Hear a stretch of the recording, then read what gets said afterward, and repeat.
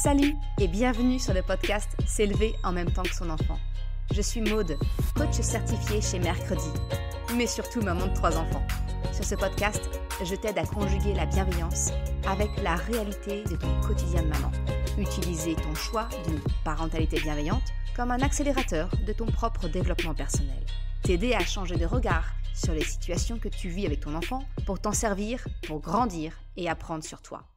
Hey, salut! Je suis contente de te retrouver aujourd'hui pour un nouvel épisode du podcast S'élever en même temps que son enfant. Aujourd'hui, je vais te parler de la confiance en soi de ton enfant et surtout de te parler d'une petite chose qui peut venir impacter, diminuer la confiance en soi de ton enfant, mais également la tienne. L'épisode va surtout être centré sur ton enfant, mais n'oublie jamais que un enfant, en fait, il reproduit ce qu'il voit. Il n'écoute pas ce qu'on lui dit, il fait ce qu'il voit. Donc vraiment, mon conseil, ça a toujours été et ça sera toujours d'incarner ce que tu attends de ton enfant.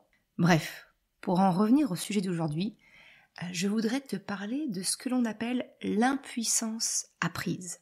Je ne sais pas si c'est quelque chose qui te parle, mais l'impuissance apprise, c'est quelque chose qui peut venir impacter négativement, qui peut venir diminuer le sentiment de confiance en soi que peut avoir ton enfant. Alors concrètement, c'est quoi l'impuissance apprise ? L'impuissance apprise, c'est justement une perte de confiance en soi, de confiance en ses capacités à réussir quelque chose, suite soit à des échecs répétés, soit au fait de l'absence d'avoir un résultat positif. Et là, je pense que du coup, en te donnant la définition de ce qu'est l'impuissance apprise, tu peux entrevoir le lien fort qu'il y a donc avec la confiance en soi que ton enfant peut avoir. C'est un sujet que j'ai déjà abordé, notamment avec Thibaut du compte La vie de Sora. On échangeait autour des similitudes entre l'éducation canine positive et la parentalité bienveillante, et c'est quelque chose qu'on avait légèrement abordé.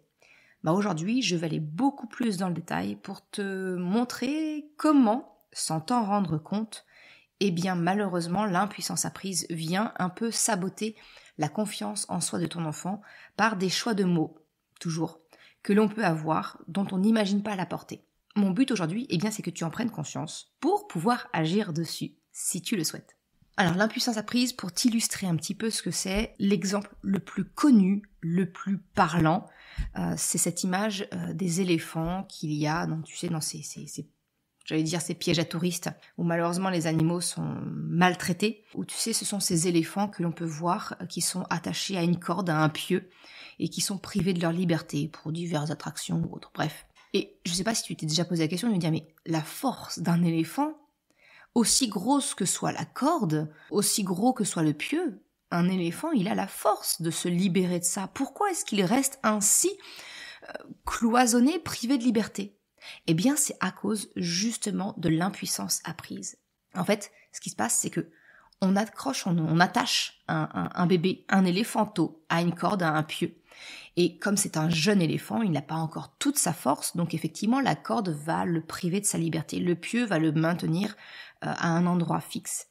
Il va naturellement essayer de se débattre pour retrouver sa liberté, mais sans y parvenir. Et en fait, avec ces échecs répétés de ces tentatives de vouloir se libérer, il va assimiler le fait d'être attaché à une corde, à un pieu, à une perte de liberté. Et même en grandissant, où il acquiert toute sa force et la possibilité de se libérer, avec cette impuissance apprise-là, il aura complètement perdu jusqu'à l'envie d'essayer de se libérer. Parce qu'il aura complètement intégré que cette petite chaîne, ce petit pieu, le prive de sa liberté et qu'il ne peut pas s'en défaire. Il aura appris par ses échecs répétés que c'est impossible. Il aura eu cette croyance-là. Sauf que, effectivement, toi tu le sais, il a grandi, sa force a décuplé. Le petit pieu, aussi gros soit-il, ne fait pas le poids face à lui.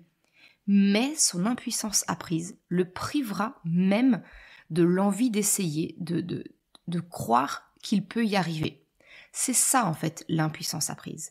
C'est le fait que notre croyance, elle est devenue tellement forte, tellement limitante, qu'on se résigne à ne même plus essayer de la combattre. C'est devenu un fait que l'on ne remet plus en question. Alors pour faire le lien avec la parentalité bienveillante et ton enfant, en fait, sans s'en rendre compte, nous, parents, on met nous aussi inconsciemment des cordes à nos enfants. On leur apprend l'impuissance apprise. Et ça va passer par des petites phrases du style « Tu es trop petit, je vais t'aider ». « Non, c'est difficile, je vais le faire pour toi. C'est dangereux, laisse-moi faire, je vais le faire pour toi. » Ce sont des phrases tout à fait banales, ce sont des phrases que tu as sans doute déjà utilisées, que j'ai déjà utilisées. Il n'y a pas de... encore une fois, je suis parfaitement imparfaite, donc moi aussi ça m'arrive. Mais en fait, dans ces petites phrases, même si elles ont vocation de vouloir protéger l'enfant, de vouloir lui poser un cadre sécurisant, ces phrases-là, pour autant, vont induire une notion d'impuissance apprise. Et c'est ce que je t'explique dans l'épisode d'aujourd'hui. Je vais prendre ces 3 cas-là, je vais leur poser un contexte, te montrer en quoi, selon ma vision, cela va poser un problème par rapport à l'impuissance apprise. Et bien évidemment, je ne vais pas te laisser comme ça, je vais te proposer une alternative, comment faire différemment pour ne pas tomber dans ce piège de l'impuissance apprise, mais au contraire, permettre à ton enfant de développer une belle et solide confiance en lui. Alors, si on reprend le premier exemple dont je t'ai parlé, le fameux « tu es trop petit, je vais t'aider ». Alors, je ne vais pas revenir sur la notion de « tu es petit » ou « tu es grand », parce que ça, c'est déjà une notion que j'ai développée dans l'épisode 12 du podcast, sur le piège des mots, avec l'article qui s'appelle « Tu es grand maintenant ». Voilà, ça, je vais vraiment mettre de côté pour me concentrer et pas te proposer un épisode à rallonge, Mais le fait est que, par exemple, peut-être qu'on va juger notre enfant trop petit, trop jeune, peut-être pour se laver correctement, pour prendre la vaisselle qui casse, ce genre de choses. Et bien finalement, cette façon de dire à notre enfant « tu es trop petit, je vais t'aider, je vais le faire », ça revient quelque part à lui inculquer l'idée que ce n'est pas à lui de le faire, qu'il n'en a pas les capacités, et qu'à cause de la taille ou de son âge, de sa dextérité, il n'est pas en mesure de le faire. Le problème, c'est que ton enfant n'a pas conscience du tout, ni connaissance, que cette incapacité est temporaire.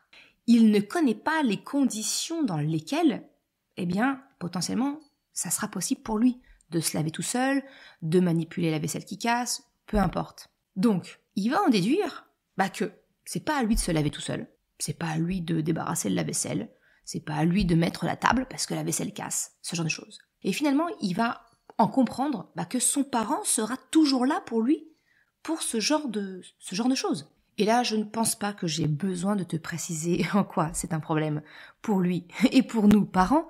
Parce que bien naturellement, du jour au lendemain, on va dire à notre enfant « Mais t'es grand maintenant, tu pourrais te laver tout seul. T'es grand maintenant, tu pourrais nous participer et mettre la table. » Mais non, à quel moment, en fait, notre enfant peut switcher ainsi et comprendre que là, maintenant, il a les capacités de faire. Et qu'effectivement, ce n'est pas notre rôle de parent de faire pour lui. Il manque une marche, si tu veux, quelque part. On lui fait rater une marche et donc on vient créer une situation potentiellement conflictuelle entre nous et notre enfant par un quiproquo qu'on a instauré tout à fait inconsciemment. Alors la solution que je te propose pour éviter de tomber dans ce piège où du jour au lendemain, notre enfant a l'impression qu'on se met à râler parce qu'on lui demande de participer à la vie de la maison ou de faire tout seul parce qu'il est grand, finalement, la solution que je te propose, c'est au contraire de développer justement la confiance en soi de ton enfant, la confiance en ses capacités et en évitant ce piège d'impuissance apprise. Et ça, ça passe par le fait d'impliquer ton enfant dès son plus jeune âge. Pour donner un exemple, moi, à 2 ans, et même avant, je n'ai pas d'âge précis en tête, mais dès que mes enfants savaient tenir debout correctement, si tu veux, sans se tenir ni rien, ils manipulaient la vaisselle qui casse. Mes enfants n'ont jamais eu de vaisselle en plastique ou, solide, entre guillemets, spécial bébé. Ils ont toujours eu les mêmes assiettes que nous, les mêmes verres que nous. Au début, non, effectivement, la tasse à bec, quand vraiment c'est tout petit, une question de dextérité, mais dès lors que la dextérité était suffisante pour prendre un gobelet en plastique, je considère que la dextérité est suffisante pour attraper un verre en verre. Voilà. Donc, très très jeune, mon fils, je pense notamment, le souvenir plus récent, c'est mon plus jeune, c'est Krapopoulos, effectivement, il manipulait la vaisselle dans le lave-vaisselle pour vider. Alors effectivement, je l'accompagnais, je lui expliquais que c'était une assiette à la fois parce que c'était lourd pour lui. C'est pas comme nous, on en prend 3-4 à la fois. Non, effectivement, lui, c'était une à la fois. Mais dès le plus jeune âge, mes enfants ont manipulé la vaisselle qui casse. Et ça, c'est vraiment quelque chose que j'ai déjà abordé dans 2 épisodes notamment, où je te donne des exemples dans la vie courante, dans la maison, comment favoriser l'autonomie de ton enfant. Ça, c'est l'épisode 15 et l'épisode 16. L'épisode 15, en gros, c'est la partie de vie commune, et l'épisode 16, ça va plus être sur les chambres, comment s'habiller, la salle de bain, ce genre de choses. Je comprends aussi que si tu veux, peut-être que ton enfant est déjà grand et que, entre guillemets, le mal est déjà fait, il a déjà pris le pli. Ça, c'est pas grave. Tu peux lui expliquer pourquoi, en fait, tu lui demandes de s'impliquer. Tu peux lui expliquer également que, effectivement, peut-être que ta façon de lui parler, de lui présenter les choses, ne l'a pas encouragé à manipuler, que c'était une erreur, tu ne savais pas, tu vois, toujours le parfaitement imparfait, on l'incarne. Oui, j'ai fait des erreurs, mais aujourd'hui, j'essaye de corriger ça, et je te demande, qu'on fasse ça ensemble, qu'on apprenne ensemble. Ça, c'était l'aparté, si jamais effectivement ton enfant est un peu plus grand et tu dis « Ah zut, j'ai raté le coche, c'est trop tard ». Ce n'est jamais trop tard, d'accord ? Voilà, c'est effectivement juste, ça va demander peut-être un peu plus de temps, ça va demander plus de discussion pour expliquer le pourquoi, mais ça ne sera jamais une mauvaise chose, de 1, et ça ne sera jamais trop tard. Maintenant, l'alternative au fait de dire tu es petit, laisse, je vais faire pour toi, je vais t'aider, c'est peut-être une formulation du style « Je vois que c'est encore difficile pour toi. Je te montre, je le fais avec toi pour t'apprendre. » Là, en fait, on montre à l'enfant que on entend les difficultés qu'il peut avoir, par exemple pour se laver correctement seul, mais que on ne fait pas pour lui, on ne fait pas à sa place, on le fait avec lui pour lui apprendre.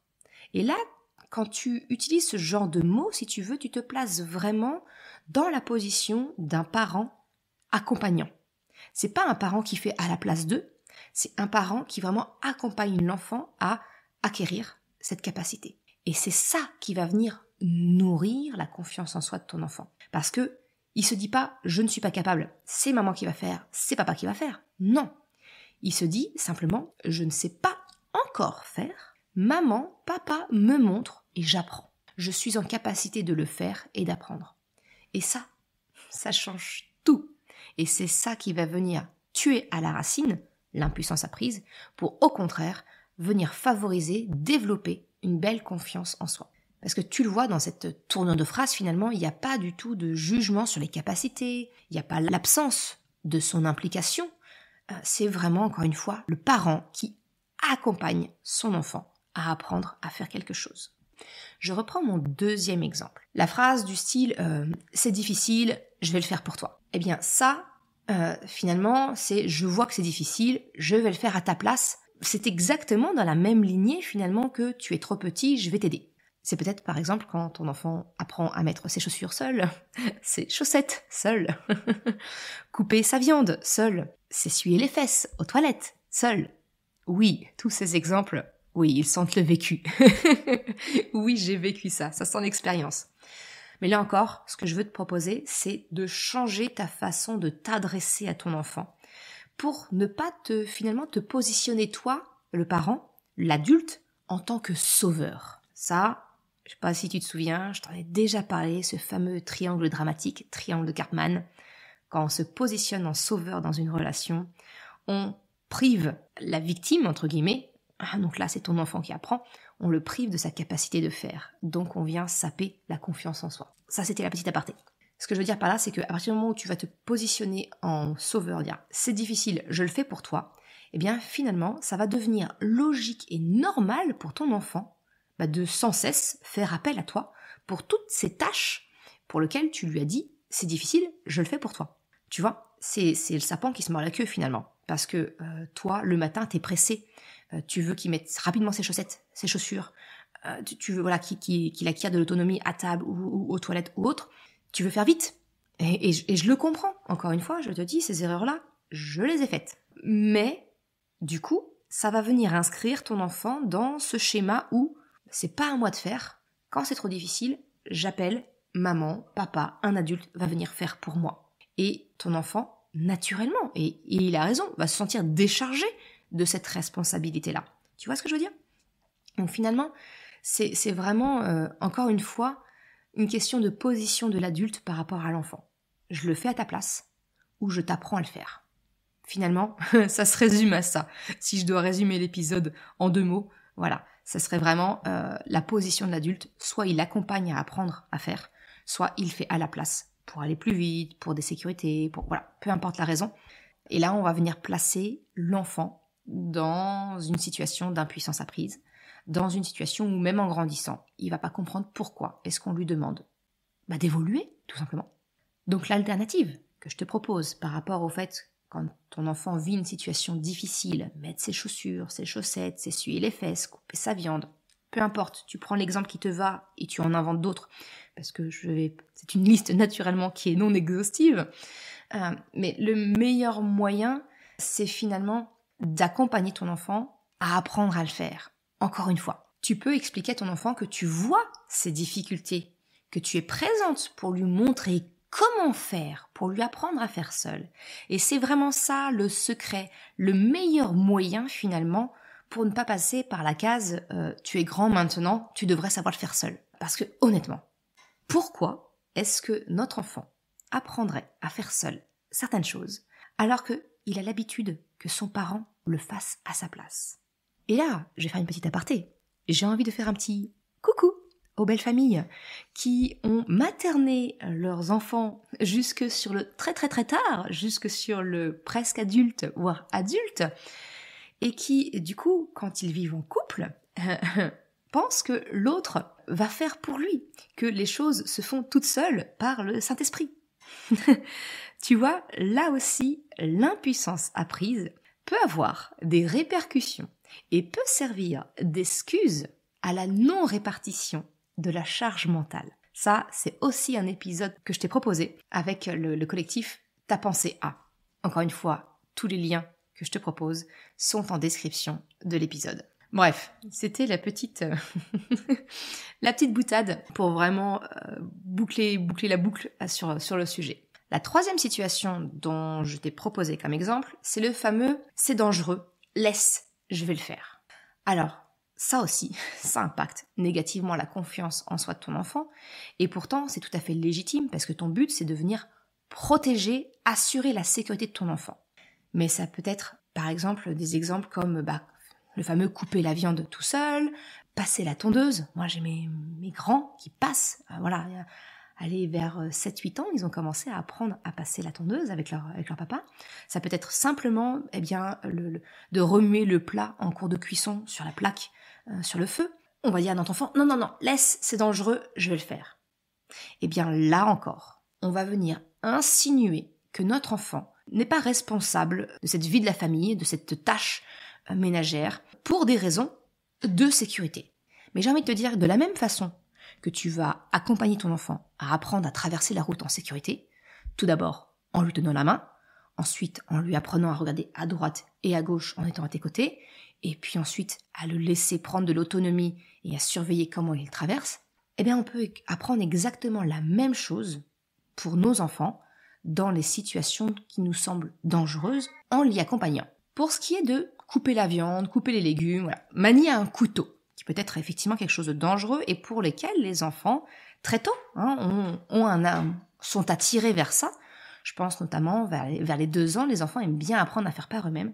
Eh bien, il y a plein de solutions. Je pense notamment aux fameux couteaux qui ne coupent pas, comme les Kiddie Cutters.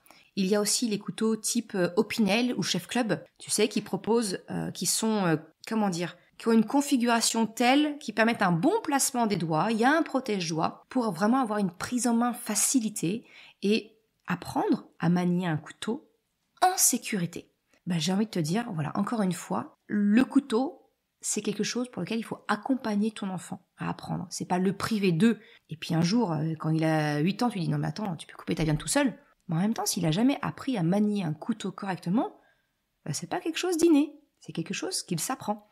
C'est vraiment quelque chose pour lequel nous, parents, nous devons accompagner notre enfant. En résumé, ce n'est pas parce que c'est dangereux qu'il ne faut pas apprendre à notre enfant à savoir comment faire. Au contraire, encore une fois, j'ai envie de te dire, c'est vraiment la position du parent qui accompagne. Et d'autant plus quand on parle de situations dangereuse, entre guillemets. Voilà, et tu mets le dangereux, tu mets le degré de dangerosité qui te convient.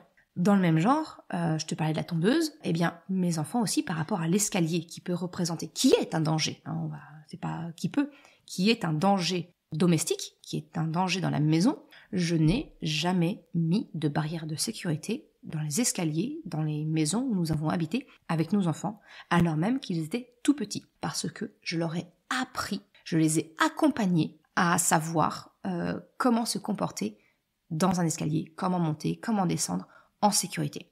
Et ça, encore une fois, je t'en ai parlé dans l'épisode, notamment le 16, où je te partage tous mes trucs et astuces pour favoriser l'autonomie de l'enfant. Voilà, encore une fois, je ferme cette petite aparté. Pour revenir finalement à l'alternative que je te propose, à la solution, où quand il s'agit de quelque chose qui nécessite de la sécurité, eh bien, c'est d'expliquer à ton enfant, alors ça peut être dangereux. Je te montre comment le faire en sécurité pour te l'apprendre. Et là, j'ai envie de te dire, tous les mots sont importants parce que on mentionne le danger, on mentionne le fait qu'il faut vraiment mettre les conditions pour être en sécurité, et la posture du parent, elle est là pour accompagner, pour apprendre. Voilà. Donc au lieu de dire « c'est dangereux, je le fais pour toi », c'est dangereux, je t'apprends comment le faire en sécurité pour que tu saches le faire seul. C'est vraiment ça, tu vois, les 3 éléments, ils sont fondamentaux. Mentionner le danger, mentionner le besoin de sécurité, mentionner le fait que l'on est là pour accompagner et apprendre à notre enfant. Sur ce fameux « c'est dangereux, laisse, je vais le faire », je voudrais faire une nouvelle petite aparté pour montrer que il peut y avoir aussi certaines choses qui perdurent à l'âge adulte. C'est dangereux, je vais le faire pour toi. Ça peut aussi être, dans sa variante, tu sais pas le faire, tu le fais mal, laisse, je vais le faire. Comme par exemple quand on parle de plier le linge, passer l'aspirateur, nettoyer quelque chose, peu importe.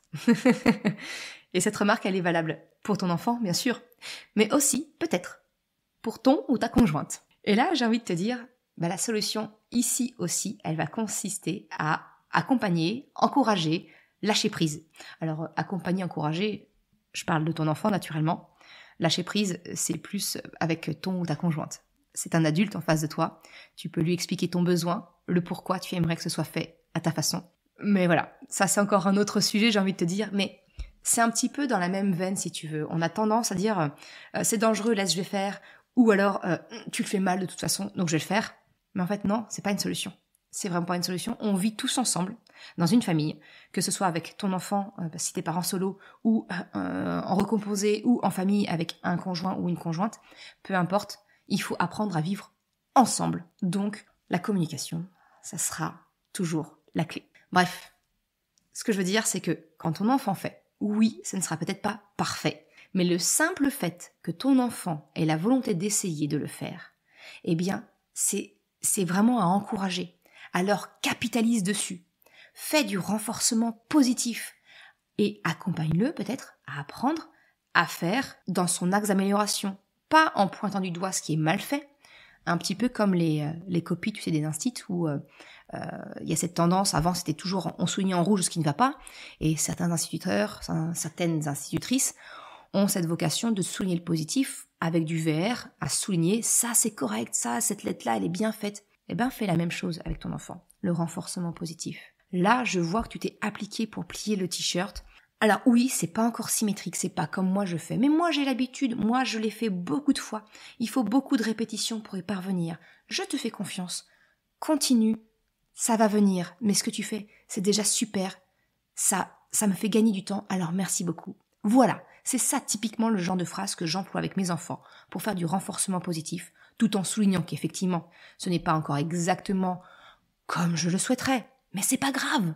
Je souligne la volonté, je souligne les efforts, je souligne la persévérance, je souligne le fait que moi aussi au début, c'était pas bien fait comme je le fais aujourd'hui, c'est avec l'expérience que j'ai acquis cette capacité-là. Et tout ça, ça vient nourrir la confiance en soi, tout simplement. Dans l'exemple que je viens de te donner, ça vient en plus nourrir ce sentiment de coopération volontaire et naturelle de ton enfant. Tout bénef, j'ai envie de te dire. Pour terminer l'épisode d'aujourd'hui, je voudrais te rappeler que l'impuissance apprise et l'absence de confiance en soi, elle est également vraie pour toi, le parent, l'adulte qui accompagne l'enfant. Ce n'est pas parce que tu vas mettre des choses en place avec ton enfant, tu vas te renseigner sur la parentalité bienveillante, que tu veux apprendre les émotions à ton enfant, que du jour au lendemain, ça va marcher. Et quelquefois, on va se dire « Ah mais ça marche pas, la parentalité bienveillante, expliquer les émotions à mon enfant, ça ne marche pas avec mon enfant. Peut-être avec les autres, mais pas avec le mien, pas avec moi. » J'ai envie de te dire, c'est faux. Ça, c'est l'exemple typique d'impuissance apprise. Ce n'est pas parce que tu as essayé une fois, 2 fois, sur un petit laps de temps, que tu as la preuve que ça ne marchera jamais. Plus tu vas commencer la parentalité bienveillante, l'empathie avec ton enfant, alors qu'il est déjà grand, plus effectivement ça va demander du temps à ton enfant pour comprendre le changement de posture que tu as, pour assimiler ces nouvelles règles, cette nouvelle façon, cette nouvelle relation que tu crées avec lui. Et donc j'ai envie de te dire, l'investissement va être un peu plus grand effectivement. Mais pour autant, je te garantis que les résultats sont à la clé. Ça demandera peut-être un peu plus de temps, mais la parentalité bienveillante, ça fonctionne. C'est faux. Fonctionner, c'est une machine qui fonctionne. On parle de relations humaines. On parle de toi, d'une autre personne. Forcément, on se lève pas tous avec le même niveau d'énergie, la même humeur, d'un jour sur l'autre, en fonction des événements. Il y a plein de facteurs qui font que effectivement, ça va se passer comme tu l'imagines, ou pas d'ailleurs. Donc ce que je veux dire par là, c'est que ça ne fonctionne pas, parce que c'est pas une machine sur laquelle on appuie sur un bouton, et puis il y a un résultat derrière. Non, on parle de relations humaines, c'est beaucoup plus complexe que ça. Par contre, une parentalité bienveillante, une parentalité qui respecte les émotions de l'autre, qui respecte le besoin, qui cherche à créer une relation de coopération, vraiment de même niveau, pas de la domination, mais vraiment d'égal à égal, où on essaye de construire ensemble, ça, c'est sûr et certain que ça apporte des résultats dans la nature de relation, et ça va venir, c'est vraiment l'effet exponentiel, si tu veux, c'est l'effet boule de neige. Au tout début, les changements, les modifications seront minimes, on verra peu ou pas de résultats. Mais, pour autant, le changement, il est bien là. Et plus tu vas le faire, plus ça va prendre de l'ampleur et plus ça va être visible. Et là, tu vas avoir un énorme truc positif. Tu vas rentrer dans ce fameux cercle vertueux. Tu auras changé ta façon d'être avec ton enfant.